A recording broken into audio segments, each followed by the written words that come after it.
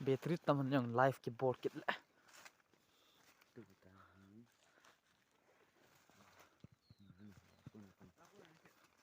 hạt ba hi ở tàu đàn hi chỉ hấp bìa chỗ chỉ thinh hấp bìa chỗ ở tàu đi đàn thế nào như vậy lẽ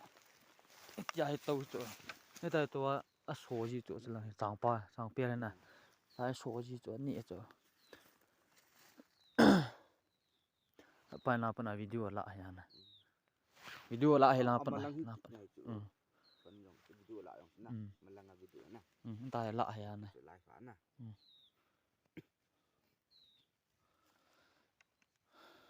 sao chú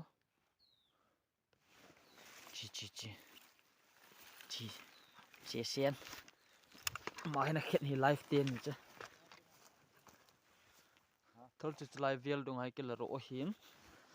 live trang bia là nhẹ hơn live vào bốn năm muốn hơn tại cọp nào vật đủ ta slide tại chỉ lẽ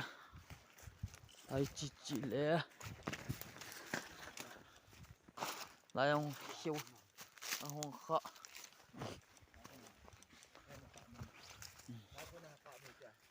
tàu cọp này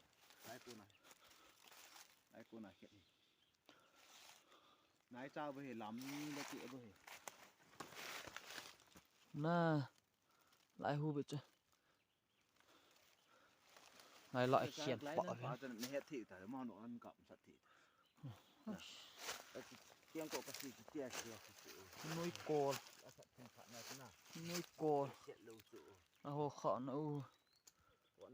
trong khọ nó hồ slide bao pan đi sẵn đấy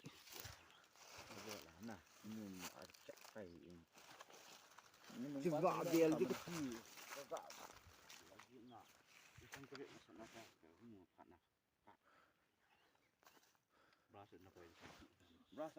rasa nó coi là nào bộ mi chẳng mà tầm lưu gì nào bộ hiện tại là nào cũng có gần mua ăn cạo tan từ hạt theo đấy cô nào trộm mà phải minh diện mà phải nói con nào cần để đời chịu lại cái trộm này con này đấy là phải thật như là vui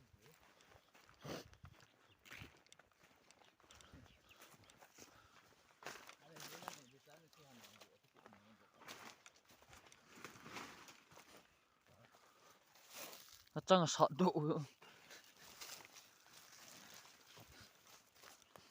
vẫn lạ lấy tiếng phùng nhá theo nó ổn à ô nó cọp lậu chứ ô nhỉ